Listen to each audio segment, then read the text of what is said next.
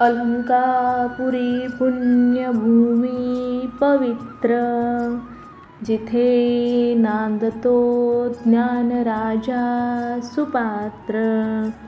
जया आठविता महापुण्यराशी, नमस्कार माझा सद्गुरु श्री ज्ञानेश्वरांसी. ओम नमो भगवते वासुदेवाय. श्री गणेशाय नमः. श्री ज्ञानेश्वरी अध्याय 9, भाग 2. ग्रीष्म ऋतूच्या प्रखर उन्हाळ्यात बीजासहित सर्व गवत पुन्हा ज्याप्रमाणे जमिनीत लय पावते, किंवा वर्षा ऋतूंचे मेघांचे अवडंबर मावळून जेव्हा शरद ऋतूचा आरंभ होतो, तेव्हा सर्व मेघसमूह आकाशातल्या आकाशातच लय पावतो. अथवा आकाशाच्या पोकळीत वायू जसा सहज लोपून जातो, किंवा पाण्यामध्ये तरंग नाहीसे होतात, अथवा जागे झाल्यावर जसे मनातले स्वप्न मनातच लय पावते, त्याप्रमाणे प्रकृती कार्य जगत महाप्रलयाच्या वेळी प्रकृतीमध्येच लय पावते.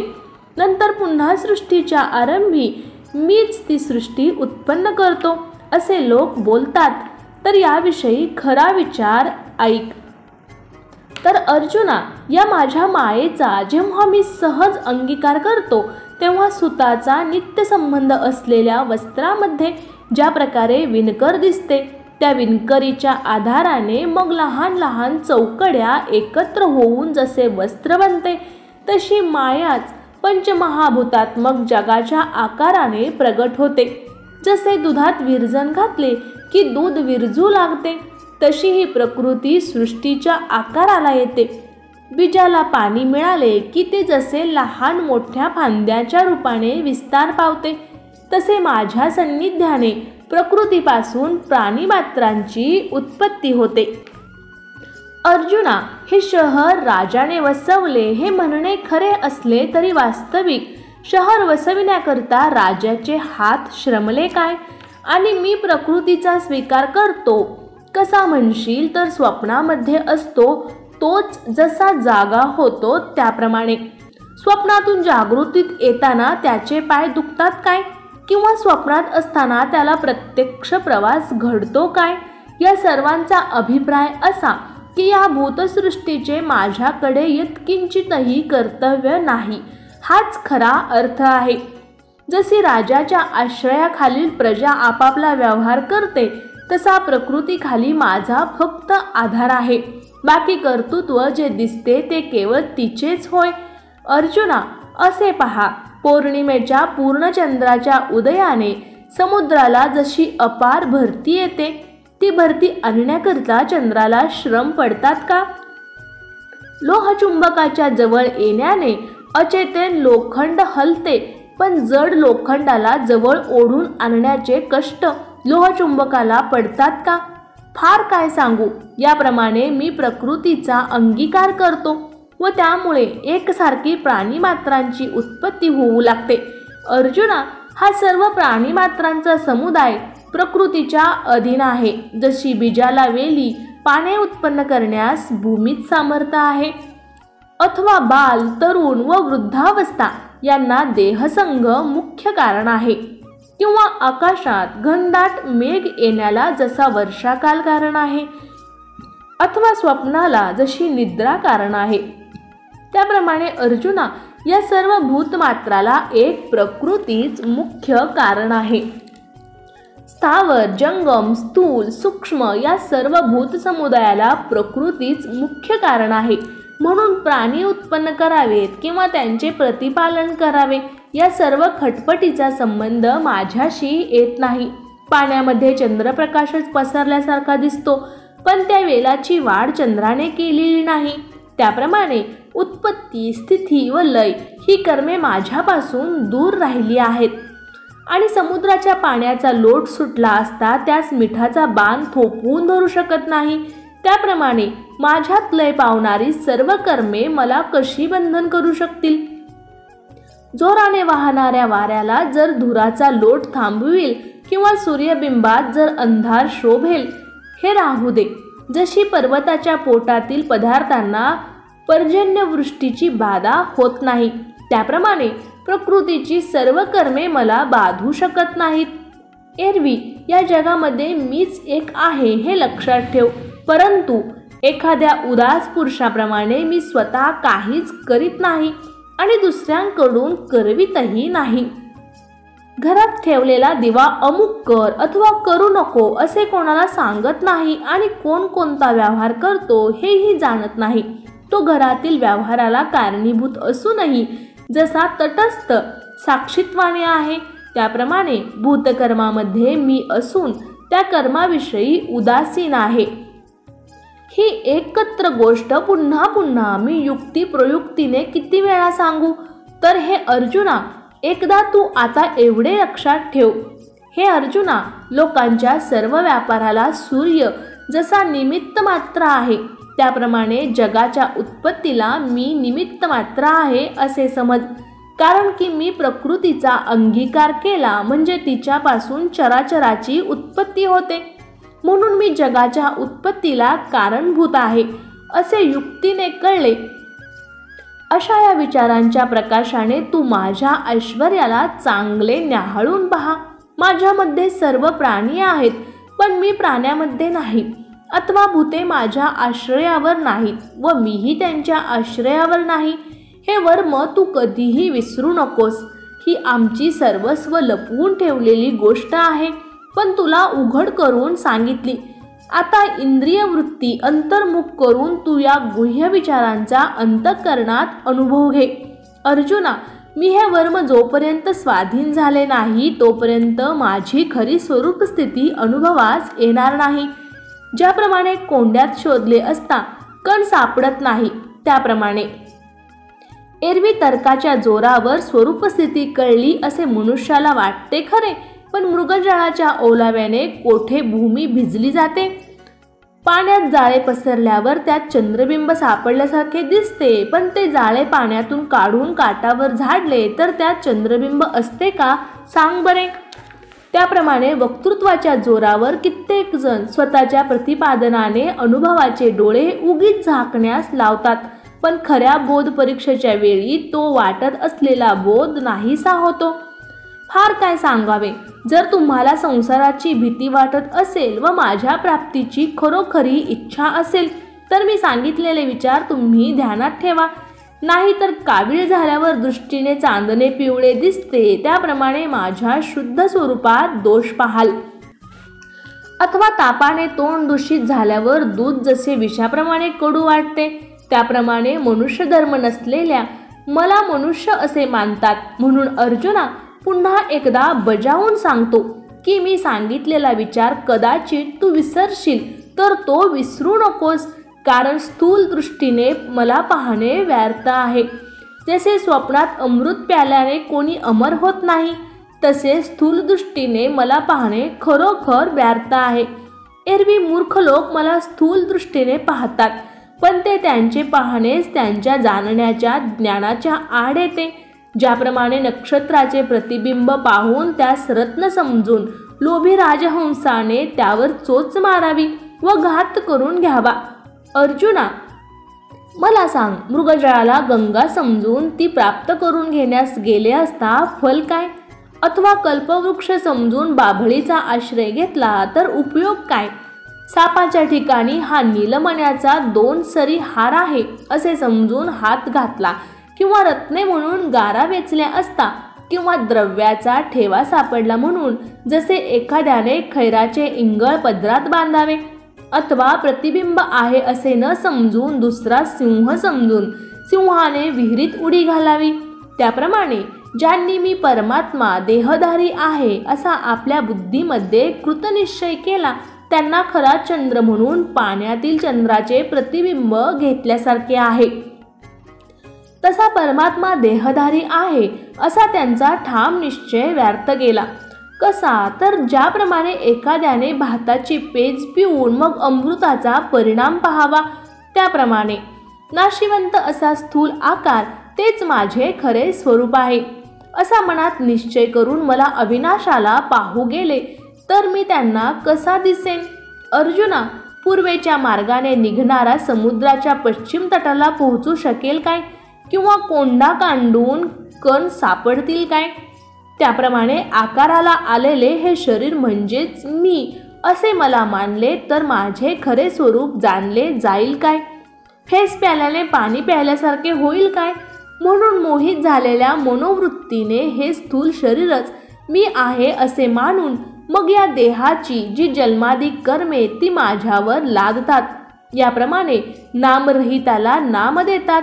मी क्रियाशून्य असूनही मी क्रिया करतो असे म्हणतात व विदेहाच्या ठिकाणी देहधर्माचे आरोप करतात. निराकाराचे ठिकाणी उपाधिरहिताचे ठिकाणी व उपचार व विधिनिषेधाचे ठिकाणी आचार धर्माचा व्यवहार लादतात. मला जातीरहिताला जात, गुणातीताला गुण, पायरहिताला पाय व हातरहिताला हात, अमर्यादातीताला मर्यादा, सर्व व्यापकाला एक ठिकाण ते पाहतात.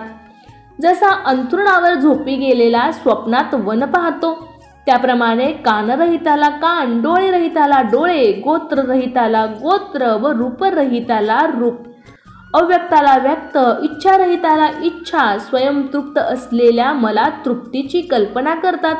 वस्त्र नेसविता न येण्याजोगा असलेल्याला मला ते वस्त्र नेसवितात. भूषणातीताला भूषणे घालतात. सर्वांचा आदी कारण असलेल्या मला कारणाची कल्पना करतात. स्वतः सिद्ध असलेल्या मला घडवितात. नित्यसिद्ध असलेल्या मला माझी प्राणप्रतिष्ठा करतात. नित्य सर्वत्र असता माझे आवाहन व विसर्जन करतात. स्वतः सिद्ध एकरूपाने असलेल्याला मला बाल्य, तारुण्य व वृद्धावस्था मानतात. याप्रमाणे एकरूपाने असलेल्या माझ्या ठिकाणी वरील अवस्थांची कल्पना करतात. अद्वितीय असलेल्या माझ्या ठिकाणी द्वैताची कल्पना करतात. अकर्त्याच्या ठिकाणी कर्तृत्व बुद्धी मानतात व मी अभोक्ता असताना मला भोक्ता मानतात. मला कुळगोत नसूनही माझ्या कुळाचे वर्णन करतात. मी नित्य असता माझ्या मरणाची कल्पना करून दुःखी होतात. मी सर्वांच्या अंतर्यामी असूनही मला शत्रुमित्र आहे असे मानतात. निजानंदात रमणाऱ्या अशा मला अनेक सुखांची इच्छा आहे असे मानतात. मी सर्वव्यापी असूनही मला ते एका विशिष्ट ठिकाणीच आहे अशी कल्पना करतात. मी सर्वांचा आत्मा असता एकाचा पक्ष घेऊन एकाच क्रोधित होऊन मारतो अशी प्रसिद्धी करतात. फार काय सांगावे, असे हे जे क्षुद्र मनुष्य धर्म ते सर्व माझ्या ठिकाणी आहेत असे त्यांचे विपरीत ज्ञान असते. जेव्हा ते दृष्टीने एखादी मूर्ती पाहतात तेव्हा तिची देव या भावनेने पूजा करतात व त्या मूर्तीचा आकार भंगला की देव भंगला म्हणून मूर्ती फेकून देतात. अशा प्रकाराने मी मनुष्य आहे हे ते समजतात. त्यांचे ते ज्ञानच यथार्थ ज्ञानाला प्रतिबंध करते. तात्पर्य, ज्याची माझ्याविषयी अशा प्रकारची समजूत आहे त्याचा जन्म व्यर्थ गेला. ज्याप्रमाणे वर्षाकाला वाचून आलेले मेघ व्यर्थ आहेत किंवा मृगजलाच्या वाटा दुरूनच पाहण्यास योग्य आहेत, अथवा कुंभाराने केलेले मातीचे घोडेस्वार, जादूगाराने केलेले अलंकार किंवा गंधर्व नगरातील गावकूस जसे केवळ भासते मात्र. शेर जशी सरळ वाढला तरी तो जसा पोकळ असून वर फळही येत नाही किंवा शेळीच्या गळ्यातील स्तन जसे व्यर्थ, त्याप्रमाणे त्या स्थूल दृष्टी असलेल्या मूर्खांचे जगणे असून त्यांच्या हातून घडणाऱ्या कर्माचा धिक्कार असो. ज्याप्रमाणे सावरीला आलेले फळ घेण्या देणाऱ्यांच्या उपयोगी नाही, त्याप्रमाणे मग त्या मूर्खांनी जे काही शास्त्रांचे अध्ययन केले असेल ते जसे काय माकडांनी तोडलेल्या नारळाप्रमाणे किंवा आंधळ्याच्या हातात पडलेल्या मोत्याप्रमाणे होय. फार काय सांगावे, त्यांनी केलेले शास्त्राध्ययन म्हणजे लहान मुलीच्या हातात दिलेल्या शस्त्राप्रमाणे किंवा अमंगल माणसास बीजमंत्र सांगितल्याप्रमाणे होय. अशा प्रकारे अर्जुना, त्यांचे सर्व ज्ञान व त्यांनी केलेले कर्माचरण सर्व व्यर्थ आहे, कारण त्यांचे चित्त स्थिर नाही हे आहे.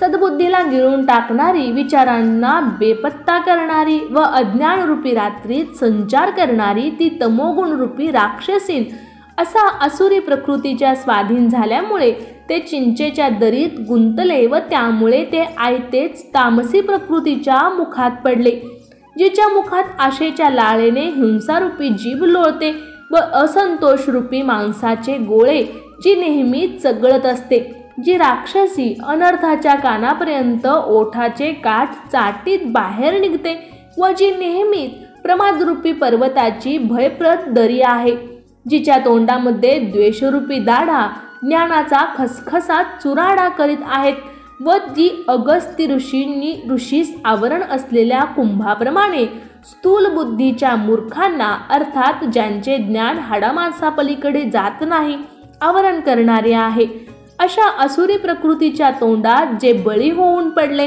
ते भ्रांतिरूपी कुंडात बुडून गेले। याप्रमाणे तामसी प्रकृती रूपी खळग्यात पडल्यामुळे ते विचारांच्या हाताला लागत नाहीत। हे असो, ते कोठे गेले याचा पत्ताच नाही, म्हणून हे निष्फळ वर्णन राहू दे। मूर्खांची गोष्ट कशाला, त्या वर्णनाच्या विस्ताराने वाणीला मात्र व्यर्थशीन होईल। असे श्रीकृष्णांनी म्हणताच अर्जुन होय महाराज असे म्हणाला। तेव्हा भगवंत पुन्हा म्हणाले, ज्या साधूंच्या वर्णनात वाणीला समाधान प्राप्त होते ती साधू कथा ऐका। ज्याच्या शुद्ध मनरूपी क्षेत्रात क्षेत्रसन्यासी होऊन राहतो व जे पुरुष निजले असता वैराग्य ज्यांची उपासना करते, ज्यांच्या कळकळीच्या चांगल्या वासने धर्म राज्य करतो व ज्यांचे तृप्त मन विचारासन जीवन आहे, ज्यांनी ज्ञानरूपी गंगेत स्नान केले आहे व जे पुरुष पूर्ण जेवून तृप्त झाले आहेत आणि जे शांतीरूपी वेलीला फुटलेली कोवळी पाने आहेत, जे पूर्णावस्थेला फुटलेले अंकुर आहेत, जे सात्विक धैर्यरूपी मांडवाचे खांब आहेत व जे ब्रह्मानंदरूपी समुद्रात बुडवून तुडुंब भरलेले घट आहेत, ज्यांना भक्तीची एवढी प्राप्ती झालेली असते की जे मोक्षाला सुद्धा पलीकडे हो असे म्हणतात व ज्यांच्या सहज लीलेमध्ये नीती जगलेली दिसते, ज्यांनी आपल्या सर्व इंद्रियांवर शांतीचे अलंकार घातले आहेत व सर्वव्यापक असा मी त्या मला आपल्या चित्ताची गवसणी केली आहे, असे जे महात्मे आहेत ते दैवी प्रकृतीचे दैव आहेत। ते महात्मे सर्व माझे स्वरूपच आहेत असे जाणून मग वाढत्या प्रेमाने मला भजतात। मग देव एक उपास्य व मी उपासक असा भेदभाव त्यांच्या मनालाही शिवत नाही। अर्जुना, याप्रमाणे मदरूप होऊन ते माझी सेवा करतात, पण त्यांच्या सेवेचे नवल सांगावयाचे ते काय, ते आता सांगतो ऐक। तर त्यांनी कीर्तनाच्या उत्कर्षाने प्रायश्चित्ताचा धंदा नष्ट केला, कारण की त्यांनी पापांचे नावच नाहीसे केले। यमदमाला मन व इंद्रिय निग्रह निस्तेजता आणली, तीर्थाचे श्रेष्ठ पद उठविले व लोकांचा व्यवहार बंद पाडला। मनोनिग्रह कशाचा निग्रह करू असे म्हणू लागला, इंद्रिय निग्रह कोणत्या इंद्रियाचे दमन करू असे म्हणू लागला व पातके औषधालाही उरली नाहीत, तर आम्ही काय खावे असे तीर्थे म्हणू लागली। याप्रमाणे माझ्या नामसंकीर्तनाच्या घोषाने विश्वातील दुःखे नाहीशी करतात व ते अखिल जग परमानंदाने दुमदुमून सोडतात। ते महात्मे प्राकृत सूर्याच्या पहाटेशिवाय ज्ञानरूप दिवसाचा उदय करतात व स्वर्गातील प्राकृत अमृताशिवाय ते जगवितात व अष्टांग योगाशिवाय डोळ्यांना मोक्ष दाखवितात।